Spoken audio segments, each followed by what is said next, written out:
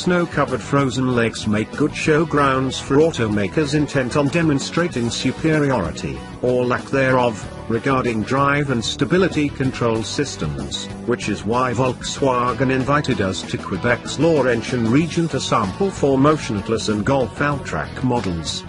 Fortunately for us, the weather didn't cooperate. A tourism-busting weekend of warm weather preceded our visit, thinning the ice sufficiently that said VWs would have sunk in the unfrozen lake. The backup plan meant we got real road time, with bumps, dips, stops, turns, and elevation changes ice simply doesn't offer. Although we got up to 52 miles per hour indicated only once, and dynamic loads were severely traction limited, this was still better than verifying for the umpteenth time that modern electronics are indeed faster than most humans. The Atlas crossover uses the same basic all-wheel drive system as the Golf R and Alltrack, a fifth-generation clutch pack arrangement often referred to as a Haldex system, which is built by BorgWarner. A console rotary dial selects one of 4 drive modes, while the mode button within it adjusts powertrain programming. The AWD control unit, pump, and clutch pack are packaged just ahead of the rear axle centerline, so the 4Motion models get a unique subframe. Both the 235 horsepower turbo 2.0-liter 4 and 276 horsepower VR6 come with an 8-speed automatic, but only the VR6 offers the 4Motion option. This is mildly puzzling as early hints suggested both would offer it. The VR6's torque output isn't notably superior to the 4's, and the turbo would be advantageous at altitudes where all-wheel drive may be more desirable. As far as traction goes on frozen roads with gradients to 15%, and there really wasn't much difference between the paved and off-road routes we drove, neither the Atlas nor the Alltrack could be forced to put a wheel wrong.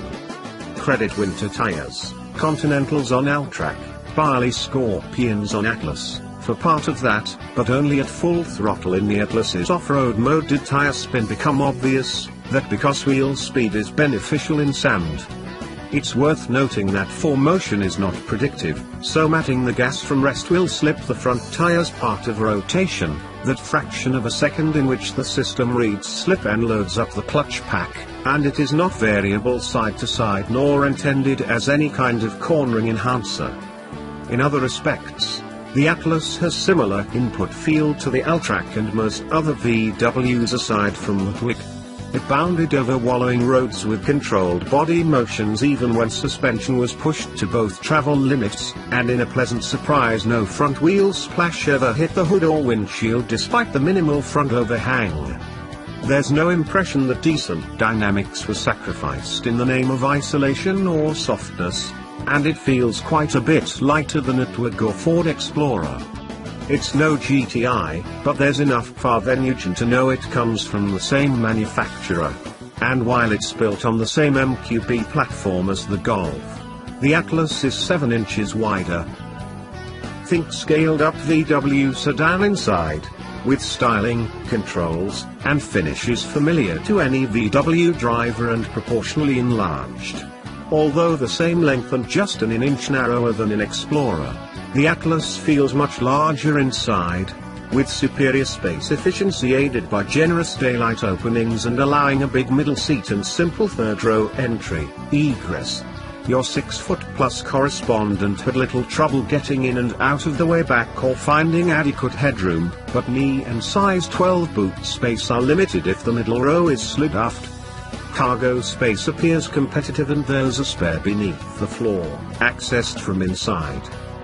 Standard equipment includes LED headlights and App Connect, Apple CarPlay and Android Auto, with VW's digital dash, a 480-watt Fender audio system, and driver assists including head-in self-parking among the options.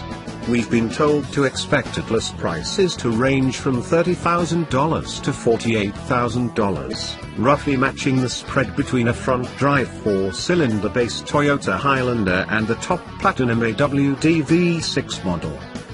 We'll know more about the Atlas, including its full specifications, in a month or so. This brief drive showed that it should be competitive and will likely join the Citroen's new larger Tiggan atop VW's sales charts. The brand's first 3-row crossover will arrive at dealers in May.